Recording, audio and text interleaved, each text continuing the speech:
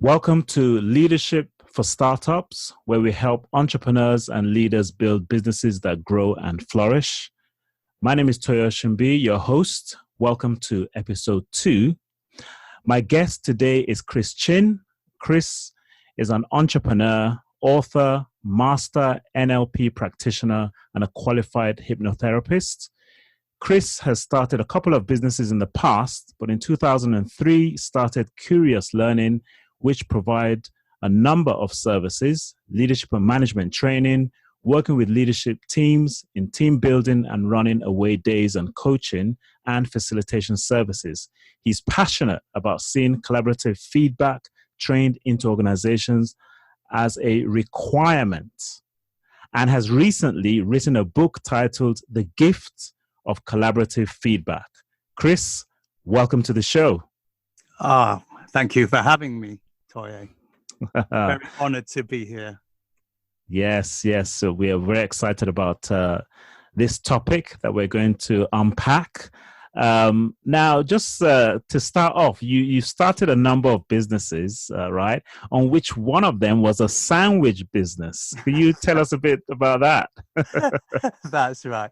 I was, this is in the mid-90s or early 90s, really. And I just thought I'd have a go at entrepreneurship. And I was kind of in my mind thinking, what's the easiest thing to set up and to kind of get going with as few setup costs as possible.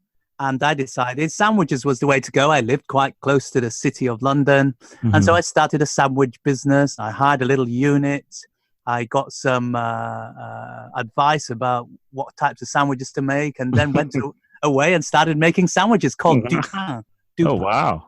Had a little van, which I delivered the sandwiches in, and started delivering sandwiches in the city of London. And then later it evolved into some kind of catering company. And we managed to get a couple of contracts with some banks within the city. So it was a really good experience. Yeah, I'm sure. So were there any sort of key learns that you took away from that time? Yeah, the biggest key learn was this. I was not passionate about food at all. So I found the whole thing a bit of a burden. And I got some people on board who were passionate about food, but I kind of realized that in some ways that they had more control than I did, really, because they could quite easily take the business and kind of run with it, because I knew nothing about food and I was really relying on them. And I really didn't particularly want to learn about food. And so when I finally awoke to that insight, I stopped. Okay. But it was a very good experience and I really enjoyed it a lot. Yeah, well, I'm sure. Not the running part of the running of the business, but I enjoyed doing the business. Yes. Well, I'm sure there's a lot to take away from that. So the topic we're going to be unpacking is on feedback. You've recently written a book on the gift of collaborative feedback. So what made you focus on this topic on feedback? Well, in Curious Learning, I've been running management and leadership training for over a decade and a half. And I've been running feedback modules for that length of time. And over the years, I've been collecting examples, because one of the things that especially took my interest was really hearing how did their feedback conversations go. And so as part of my course or program, I would ask them to collect examples or to record examples of feedback conversations that they'd had, and then replay them back so that they could get input on the way they gave feedback. So over the years, I collected many examples, and bit by bit, patterns emerged as to when did feedback go well and when did feedback not go well, and what were the criteria and what were the elements within the conversations that made it go really well. And so I decided to write a book on it. So last August, I started putting pen to paper, and it's about to be released and launched, I believe, tomorrow. So that's how it went.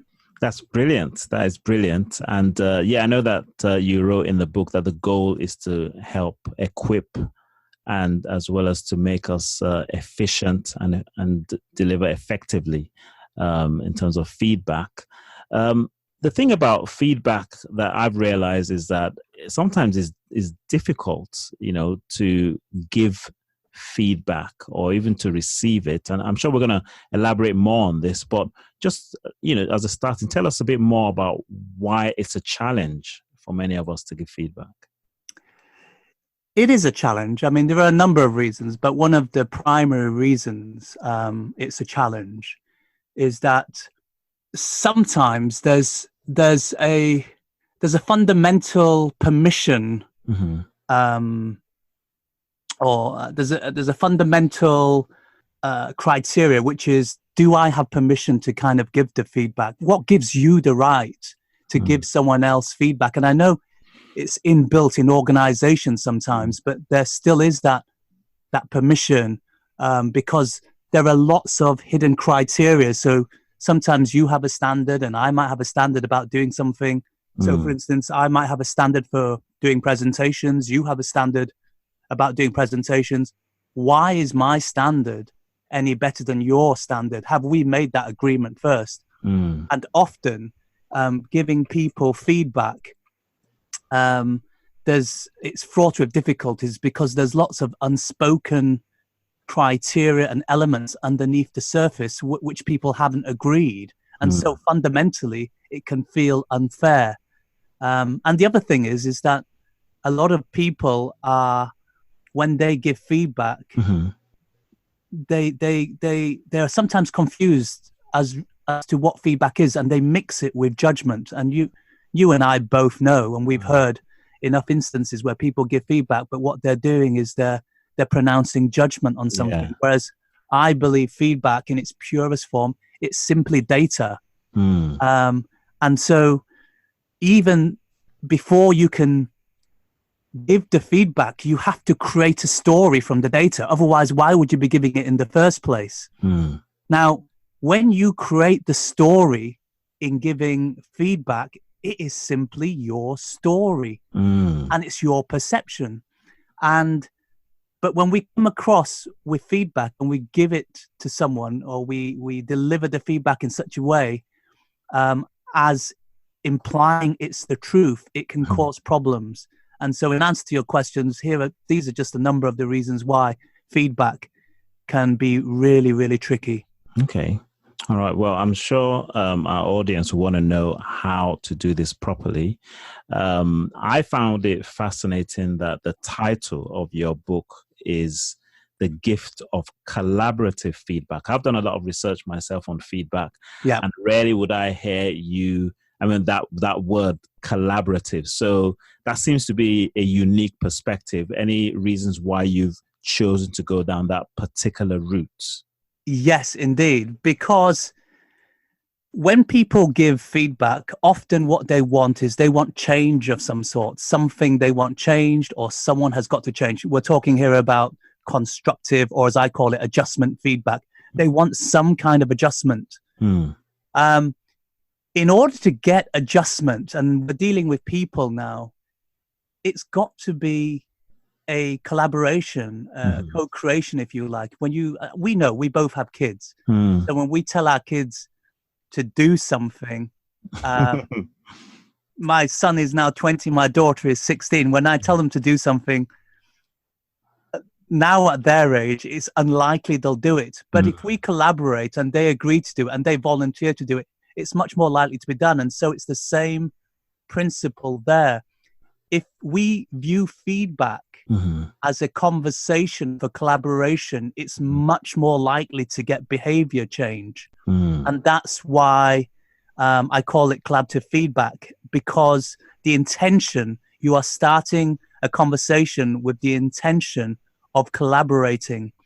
Whereas a lot of feedback models is a bit like a dump and run. So I've got something I want to say to you. I'm going to find a way to say it to you in as least in as least in that in a painless way as possible, and then you can deal with it on your own. So, for instance, even the famous sandwich technique, the sandwich model. I knew this would come up. Tell them something good about them, then tell them what you want to tell them, then tell them something good about themselves. But that kind of conversation doesn't seem to lend itself to a proper conversation. It's almost like well, I don't want to hurt you too badly, so I've sandwiched it in between two bits of good feedback. Hope you're going to be okay. Go deal with it as you will. And that, to me, is limited in its effect at behavior change, really. Okay. Well, I can recall, several instances, but one does stand out when I was given a project to oversee, and I had no idea of what I was doing. But then the feedback that I got was that I was just not good enough. That was it. You just didn't do your job well. And I'm guessing for yourself, part of your journey to come to write this book is that perhaps you got some feedback that was not done the right way. Do you want to share maybe a story of one of those instances? Oh, I have many stories. But the one I'll share is the one I shared at the beginning of my book, right at the start introduction. Years ago, I had a boss, and we were having a conversation after a meeting one day, and she was giving me some feedback about the way I had been dealing with clients. And back in those days, I was much, much younger. And so when you were younger, emotionally, feedback was a lot harder to take anyway. I grew up with parents who I rebelled against, and the feedback they gave, I really resented it. And so I wasn't the best at taking feedback. And so when she had tried to give me some feedback, I froze like a rabbit in the headlights. And that's the way I dealt with feedback back then. I had to kind of go away and reflect upon it. But because I didn't really say anything, so she was trying to drive home a point, I think. And she was somehow saying something to the effect of that I didn't respond well to the feedback. And she said to me, well, Chris, I think you are... what's the word she used? She used the word...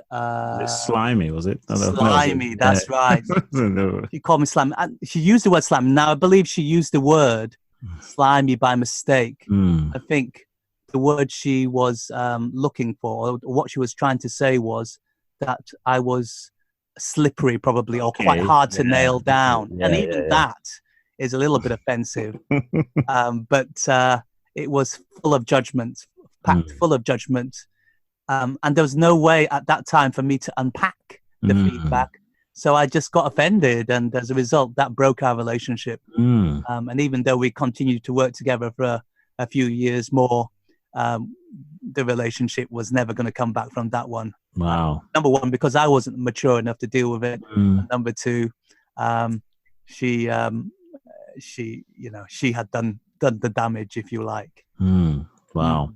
And these are stories obviously in line of what I do working with leaders and managers. I get the same kind of interactions. People would tell me, oh, this person said this, you're so difficult to work with, you've got personality clash. There's certain language that gets used when people give feedback. So what I would like our audience to benefit from this interview is how to do it right. So obviously you've written the book, and so maybe some of the questions I'm going to ask might help our listeners begin to do less damage and actually give feedback appropriately. So maybe let's start off with how you would define feedback, because I know that there's so many different ways that people might define it: positive, constructive, negative, etc. How do you define it? The way I define it, I think, first of all, feedback is purely data, information that you see or you hear or that you observe. And that's what feedback is. It's data at the end of the day. And to me, there are you can classify into two types, I guess. One is I call adjustment feedback, and it can also be called constructive feedback by some people, or negative feedback by some people, because there's an implicit goal in the feedback you're giving, and that there's an implication that something needs to change. That's why I call it adjustment feedback. The other type of feedback is positive feedback, or as I call it, affirmational feedback. And that type of feedback, again, is it's a bit like you're doing really well, keep going. And so it's an encouragement for you to continue what you're doing. And I think originally the reason why it was called positive feedback anyway was that you're trying to amplify the effect. Yes. Of the action or the behavior, and so you get more and more of it. I believe it's something to do with the amplitude of waves or something like that. That's where it originates from. Okay. And, so that's what I define as feedback. Okay, that's brilliant. So I like your choice of words there. So there's adjustment, which is the more what people might deemed to be constructive or corrective. I like that word, adjustment. And then affirmation, that's a nice way of putting it. And then you've got the collaborative factor in there, isn't it? That's right. And the collaborative factor is you are looking for a conversation. And today, where we know that actually coaching behaviors and collaborative behaviors are much more useful for getting behavior change. And so giving feedback with a collaborative mindset, I think, is really important. And that's why the book is called The Gift of Collaborative Feedback, because all feedback is a gift. And when you view it that way and you see it that way, you'll start looking for the information that kind of makes it a gift, and you'll begin to take it on board much better. And you can always learn something from the feedback that is given, even if you don't agree with the meaning that others put on it. You can learn something from it. It's a gift. Both adjustment and affirmational feedback is a gift. I guess there's a saying that feedback is it food for champions? There's the breakfast of champions, I believe. That's it. Yes. Indeed. So in my own experience, one of the common sort of challenges that I see and I experience myself is giving feedback upwards. So direct reports find it challenging to give feedback to their managers. What are some of the reasons that you've unpacked from your research in writing this book? I think it's a really big thing in organizations. The power structures that lie within the hierarchies of the organization are often grossly underestimated. I've seen directors crumble and cry, literally cry, when their CEO or someone superior to them or who they deem superior to them in the organization says something. And I think power structures are very, very prevalent in organizations, and people underestimate them grossly. One of the things I try and do in my leadership and management training is help people to be aware of the power structures, because if we're not aware of the power structures, they seem to take hold of us automatically, and we very quickly succumb to its power, and we start behaving like we're powerless, if you like. And you talk about the transactional analysis model is a little bit, we very quickly become children or parents. Parent-child type of relationship. That's exactly right. And then it's very unhelpful in communications. And so the power structures exist. They're very real to people. They feel very real. But it's an illusion. It's a little bit of an illusion, because sometimes, when I talk to really senior leaders, CEOs, or the very top leaders, they feel powerless as well, and Wow. everyone's gripped by it. And Mm. CEOs and directors don't understand why people aren't talking to them directly, or they underestimate their own power, and so they have very limited effect when they're giving feedback to people, because people are acting like rabbits in the headlights, like I was when I was a lot younger, and so none of it goes in, and so nothing changes, or very little changes. And so everyone underestimates the power dynamic within organizations. That's my belief.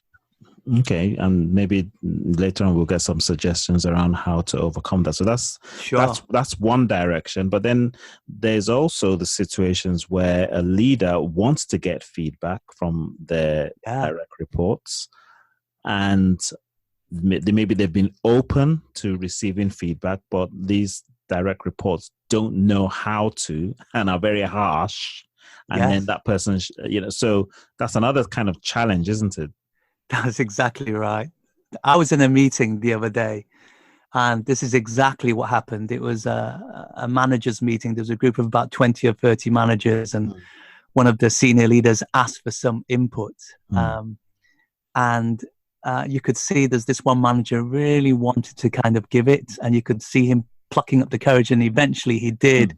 And it came out all wrong. He blurted it out, and it came across like a criticism full of political language. And it did not go well. And afterwards, when I had a bit of a chat with him, he felt very down. I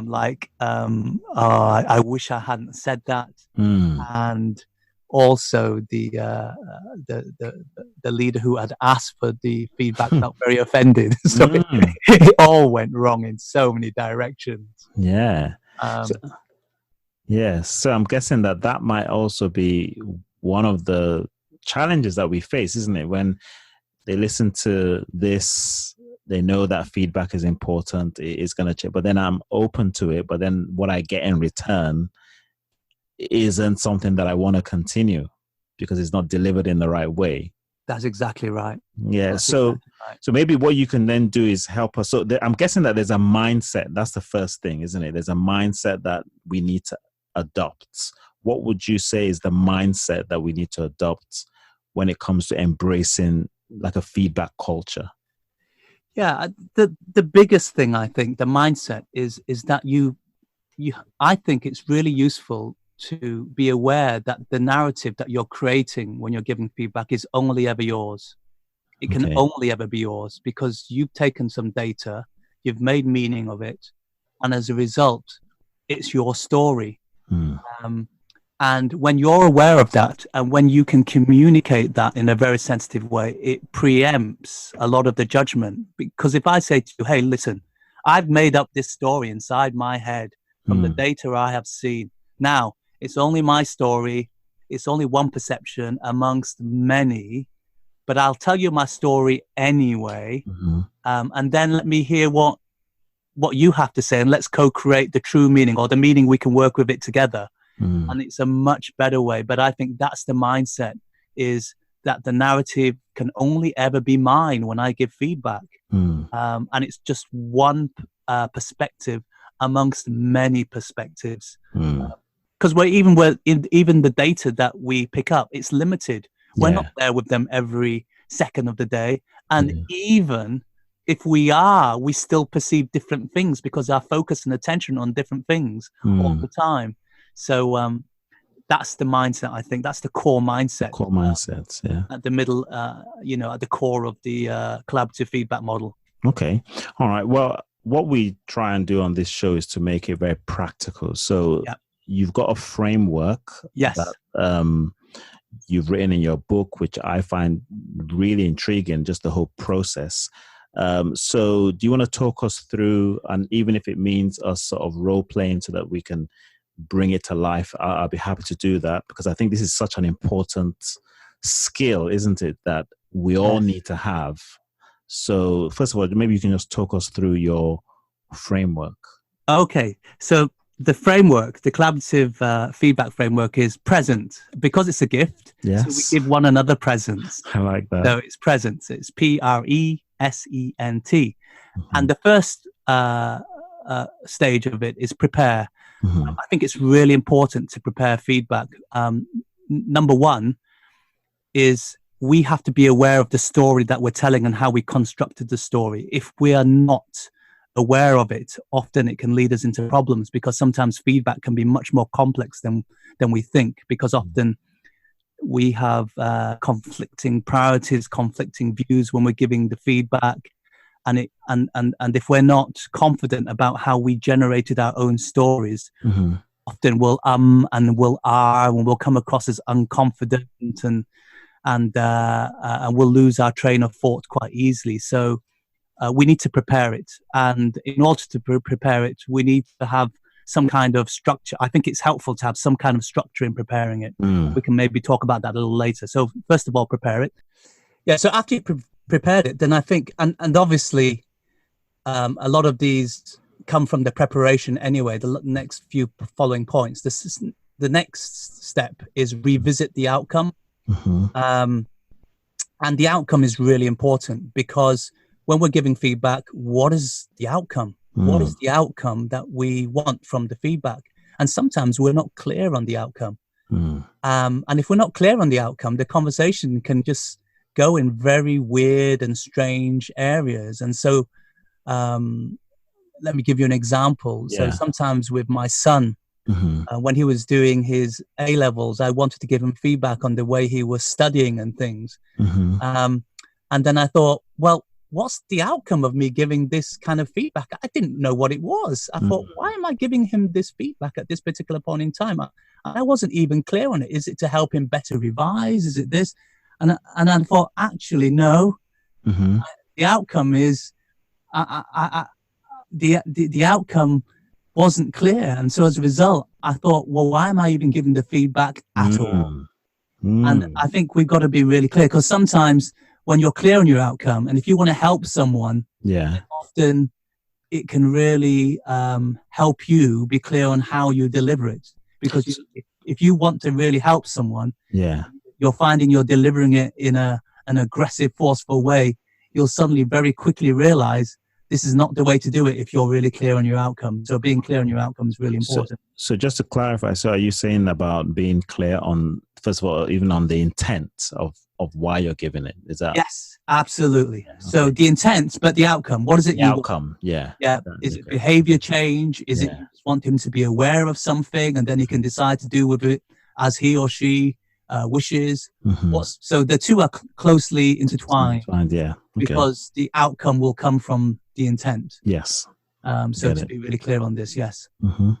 And also sometimes you'll find that the outcome that you want is not a shared outcome. And if it's not a shared outcome, you're not going to have any results with it. So for instance, if my outcome is that, let's say I'm giving you some feedback on presentation skills, and I think you should be much louder and raucous and work the room and things like that. And I'll give you feedback in accordance with those things. But if you're like, actually, no, I just want to purely deliver information, it's not your outcome. The feedback is likely to be rejected, and it's going to cause rift in our relationship. So to be really clear about the outcomes. Yes, I get that. So the next thing in my model is emotions. E is emotions. So check your emotions. It's a very simple point. Check your emotions. If you're frustrated or angry, then if you deliver it in that particular state, people will pick it up. It's going downhill. It's going downhill, whether you like it or not. They will pick it up. And as parents, I'm a parent of two children. You got a couple of kids. My two kids. Right. Same what thing. happens when we're emotional and we give feedback? It all goes out the window. All this framework. That's right. Exactly right. You're right. So we should check our emotions. So are you saying that even if we've seen it, maybe even if there's a trend, maybe that is sometimes the reason why it winds us up even more, but we should just sort of take some time out and then come back when we're cooled down to then maybe give the feedback? Yeah, I would agree with that. If at all possible, change the way you're feeling, change your state, allow your state to really change. Sometimes it's not possible. because you need to give the feedback there and then, especially in busy organizations. Yeah. You know you're not going to have another chance. You need to do it now. If you're aware of your emotions, then you can work a little bit differently to keep them in check. Okay. Hide them a little bit more, if you know what I mean. So, and to watch your language a little bit more. Okay. Even though you can't hide them entirely, with the most perceptive of people, you can modify the way you come across. Okay. Yeah. Then the next thing is S, which is see, hear, language, and this is really important. So, a lot of people advise when the advice that people give to others when giving feedback is don't be judgmental, but it's very hard not to be judgmental unless you have a strategy of translating your feedback into see, hear language. So that's what I advise people to do. So when you're giving people feedback, use as much see, hear language as possible. So for instance, when you say to someone, oh, you were angry, even that is not see, hear language, because you can't see angry or hear angry. What you can see is their eyebrows went up, their face crinkled up a little bit, their volumes rose, their tones rose. You can hear that, you can see that. But if you label it as angry or frustrated, you're jumping to judgment. It's a judgment, yeah. It's a judgment. It's a very subtle judgment, but it's still a judgment because people go, I wasn't angry. Yeah. I was passionate. So it's just stay with the facts of what you actually saw. Yes. Is that right? And only quote what you heard. Yes, as much as possible. This is so if it was in a meeting and I'm always cutting somebody off as they begin to speak, then I would have to say, when so said X, Y, and Z, you came in and then said blah, blah, blah. Is it something like that? Yes, exactly right. Okay. So you've stuck to what you saw and what you've heard. Yeah. So you can say, I noticed. Yeah, I noticed. I had finished my sentence, you had jumped in and started another sentence. Okay, this is interesting. This is very powerful. Yeah, because they can't dispute that. They go, oh, yes, that's what happened. But that's a skill that needs to be honed in. Absolutely. Absolutely. Because most people don't naturally deconstruct their language like that. Yeah. Yeah. Okay. And that's the reason why you need to prepare it, because it does take a little bit of preparation. But in time, with a little bit of practice, you can do it very, very quickly. Okay. Yeah. All right. After this, we'll go through an example of what that might look like. Yeah. Okay. Yeah, absolutely. So the next step is then expose your thinking. So basically lay out your thinking for the other person to see. And this is where the collaboration really begins to kick in. So you say, so the step before is you've communicated what you've seen and what you've heard in see, hear language. And then you tell them how you came to the conclusion or your thinking. So I saw you give 14 examples with 27 slides in your presentation, which lasted 10 minutes. And then you would say, and because of that, maybe I think your presentation was a little bit too busy and didn't have the impact that it needs to have. But you let them know how you came to your conclusion, your judgments even, from the data you observed in the first place. And when you lay your thinking on the table, they can see how you constructed your story, and then they can agree with it or disagree with it. And it enables you to have a really good conversation. And I think laying your thinking on the table for everyone to see is immensely powerful. So that's the E point, expose your thinking. And also, when you do so, you come across as very confident because you're like, hey, here's how I constructed my own story. So, and humble. People kind of go, wow, you're laying your thinking on the table for me to see. You're open, you're transparent. Only the most confident of people will do that. Yeah. Okay. The end point is Yes. actually about the mindset, because N stands for the narrative is only ever yours. Okay. And so it's the thing we were talking about earlier on. Yes. About having that mindset of it's only ever your perspective. And the big thing here is to communicate that somewhere during the feedback. And that if you do that in of itself, that will melt the resistance more than anything else, because you've already said, hey, listen, I might be wrong here. This is my only my perspective. Okay, and so that's the kind of phrase you would use, that this is how it came across to me. This is how it made me feel. Is that the kind of language? Yeah, absolutely. I'd be a little bit careful with this is how you made me feel, because you can say that. It just depends on the type of feedback. This is how it made me feel, or does that make a difference? Yes. A lot of it depends upon your relationship with the person that you're actually talking to. So what's a better kind of language then? It came across to me as... Well, I see it in terms of a number of stages. So for instance, if we were in a situation where someone had said something to you, well, give me an example. Let's say if I was to create an example of someone had said something to you that had offended you. So let's say... Yeah, somebody used to call me slimy.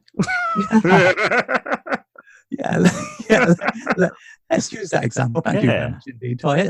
That still hurts a little bit. But, I'm a lot older and a lot wiser now, but it still hurts a little bit. So, So if I was to use it, I would make the distinction between the two, because as soon as you bring in your emotions and your feelings, which you may need to, it takes it up to another level. Okay. So I would say something like, if I was to give the feedback now, I'd say, hi, I just want to clear something up. Again, this may be my perception. Maybe I heard it wrong. So that's the narrative is only ever yours. Maybe I heard it wrong. But I heard you use the words slimy when you were talking about how I reacted to feedback. And the meaning I made of that, or the meaning I make of that, is that it's perhaps a really inappropriate thing to say. Maybe that's just my opinion. I don't know. What do you think? What do you think? You want to quickly throw it back and have a conversation, I guess. If you want to have a collaborative conversation, as soon as you up the stakes by talking about, and it made me feel this way, because that's more of an assertive pattern. Yeah. And I have issues about assertiveness and collaboration. Sometimes they work a little bit against one another. Okay. I'm not saying don't be assertive, but I'm saying if you're trying to be collaborative, you want to, what's the word? Bring the stakes down. Okay. To make it collaborative. Where they feel comfortable and safe to join in the conversation. So if I'm saying to you, you really hurt me, or you hurt me, even though it's true, I'd be careful. I'm not saying don't. Yeah. But maybe the conversation is a lot easier to go back and forth before you get there. Yes, absolutely. Okay. Absolutely. That takes a lot of skill and also some self-discipline as well. It does. And that's why you need to prepare, because in your preparation, you would, there's a preparation tool that I give inside my book. It's a series of 5 sentence starters. Okay. And so the first sentence starter is my outcome is, and you fill in the rest of it. So in this particular case, my outcome is to get clarity on what she meant by slimy. Okay. Yeah. I'm currently feeling very hurt because I feel insulted. So I know I'm feeling hurt. So then it makes me, And that's the emotional yeah, state. it's the emotional. Yeah. So I'm now, I've got it clear inside my mind. I've got to tread carefully now and slow down my thinking because I'm feeling hurt. I noticed that she used the word slimy. And the meaning I make of that is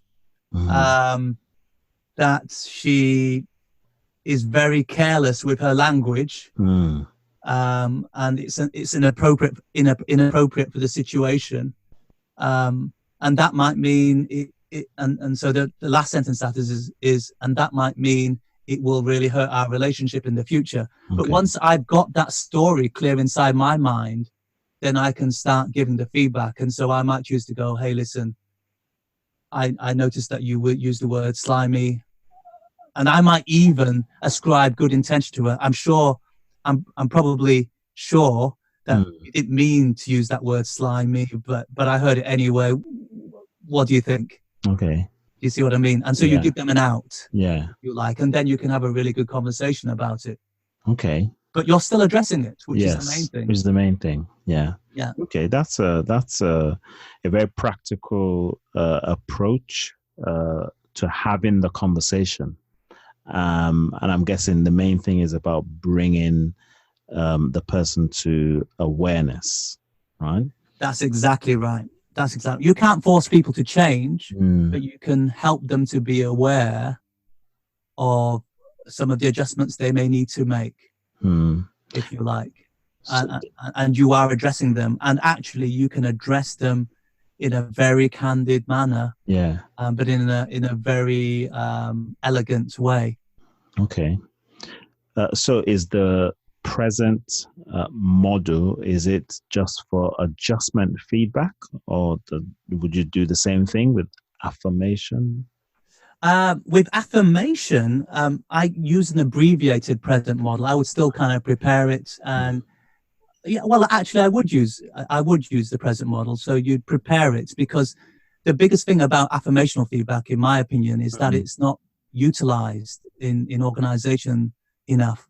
Okay. And so it could be so much more powerful. But often what we see in organizations when someone's done really well is someone will say to them, good job, well done, something like that, pat on the back. And it's so trite, isn't it? When someone says that, very little thought goes into it. Yes. But prepare your affirmational feedback. It can be really powerful. And so I would again revisit the outcome R in the present model. So what is it you want? And this is where you can get very creative. Do I want them to feel more confident? Do I want to reinforce some behaviors? Do I want them to know that they're a team player? Do I want them to learn something from the affirmational feedback? So know your outcome. The emotions part is all going to be very positive anyway. And the see, hear language is when you can get very detailed about how they did something. It's incredibly powerful. So for instance, if someone's giving a presentation, it went really well. You're saying, hey, listen, I noticed you used a maximum of 4 slides. They were beautifully designed. I saw and I noticed that you had got advice from your designer friend. A very minimalistic kind of a design to your slides, which shows analytics on the right-hand side. The color schemes were beautifully blended. And when you spoke in short, sharp, succinct sentences, and broke your sentences down. Your tone of voice was very varied. So you were loud in some places, soft in some places. And the meaning I make of that is incredibly engaging. Hey, you did a phenomenal job. You are a brilliant presenter. And you notice how much more powerful that is. And so what you've done there is you've exposed your thinking. You've given them the data, see, hear language. You've exposed your thinking and how you knitted together the story. That led you to the conclusion they were brilliant.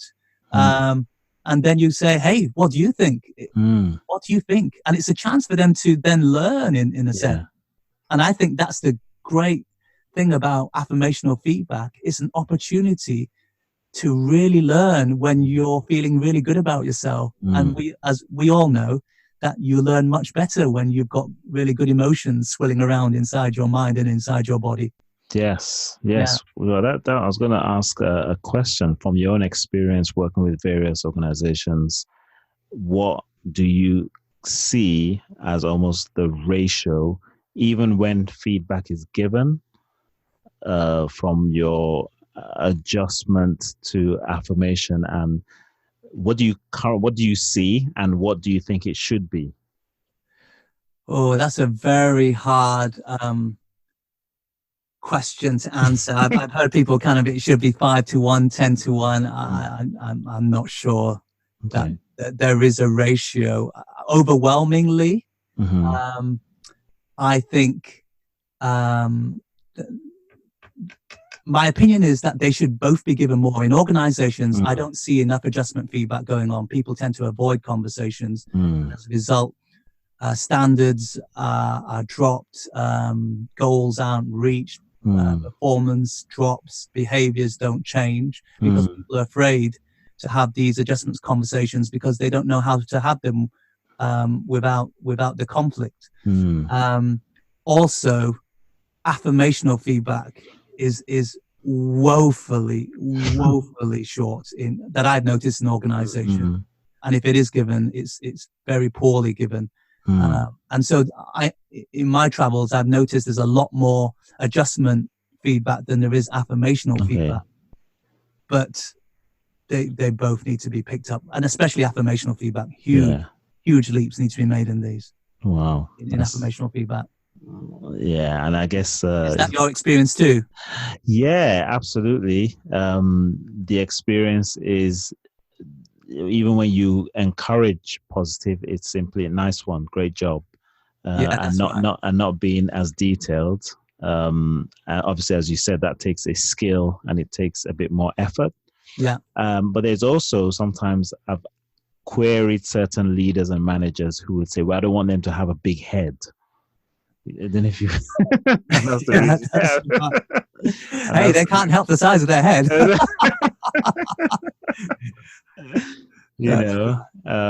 In terms of getting puffed up, and so I just want to keep them grounded, and that's been an interesting feedback that I've got in that area. Obviously, we are, our audience are mainly startup leaders. Yes. And so how can a startup company create a culture where feedback is the norm, both affirmation and adjustment feedback, from your perspective?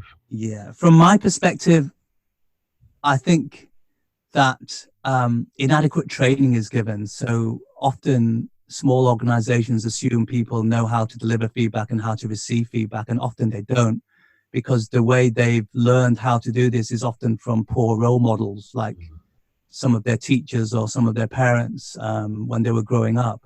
And so they developed models or a perception of how feedback should be given, and often it's a very negative one. And I think it's really worthwhile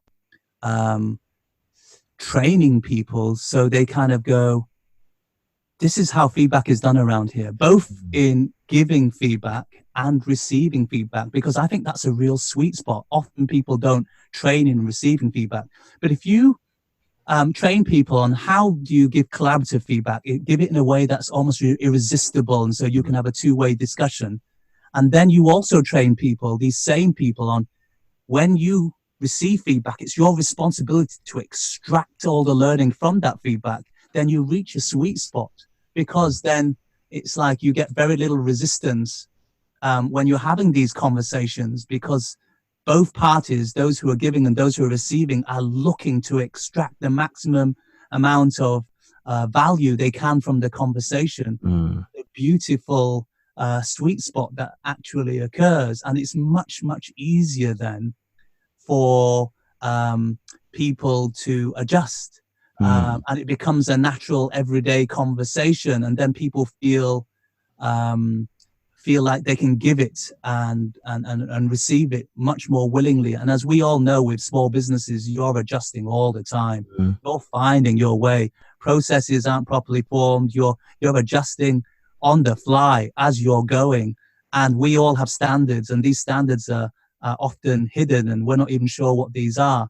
And so unless you're really skilled in giving and receiving feedback, you're going to have problems and bumps, and you're going to lose really talented people because you're having friction with them. And then you come to the conclusion our personalities don't match, are incompatible. But actually, it's because you've had 27 run-ins in the last month or so because of unskillful feedback. Also, when you train that stuff, you set an expectation of this is how we do feedback around here. And then you give feedback on the way you give feedback, and then everyone gets better at it. And it's when it's done properly, I think it's a wonderful place to be at work.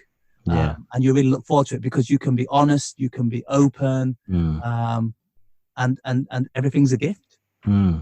Brilliant. Yes. So just some final points, or maybe a question. I know that there are leaders that are in situations where the environment perhaps isn't as conducive currently. And in your book, you wrote that, creating an environment of safety is critical for adjustment feedback. Yes. Maybe you can quickly tell us how can leaders begin to create that environment? Yeah. First of all, I think the environment. Check the environment. I mean, I never say never, but sometimes I would say almost never. When you're giving adjustment feedback, be really careful about doing it in public. I've seen organizations destroyed because the CEO or one of the really senior leaders is grilling someone in public, giving them adjustment feedback. And then what it does is it helps everyone else. They learn the lesson to shut down very quickly publicly. And so they're very careful what they say. And so I think be careful of the environment, make sure generally it's in a private place where you're not going to be disturbed. And I think the biggest thing is that narrative is only ever yours thinking. So when you communicate to them, hey, listen, this is just one perspective, that builds safety very, very quickly when they realize actually you're aware as the giver of feedback that it's just your story that you're telling, and that they have a different story, and their story could be just as true as your story. And the third thing is just to talk about the outcome, the reason, again, reiterating the reason why you're giving the feedback. Hey, listen, I'm just trying to understand, or I'm trying to help in this situation. I'm not criticizing. Sometimes I will say to people, look, I'm just trying to help. I'm not trying to criticize. You may have to say that sometimes 4 or 5 times before people kind of stop reacting to it, and being prepared to understand that it's a bit of a dance. Feedback is sometimes a dance and not a straightforward linear process. And so that builds safety. And then obviously watching your facial expressions, your body language, and your tones. Tones is a huge one. Making sure you're not raising your tones inadvertently. So that's how I would say to build safety.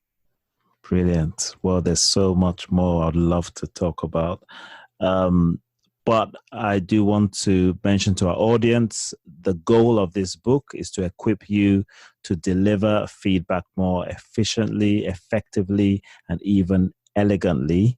You can get the book, The Gift of Collaborative Feedback, on Amazon by the time you're watching this, and any major bookstore. Chris, any other ways of which our audience can connect with you? Yeah, you can connect with me on LinkedIn. Just search for Chris Chin, CHRIS Chin, from Curious Learning.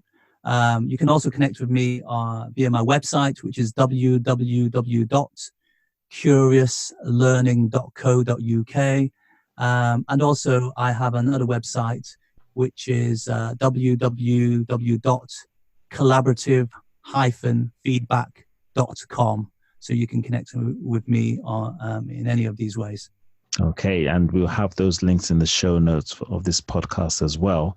So final question, Chris. So what are your thoughts on the future trends that we should expect to see in the world of business, leadership, and entrepreneurship?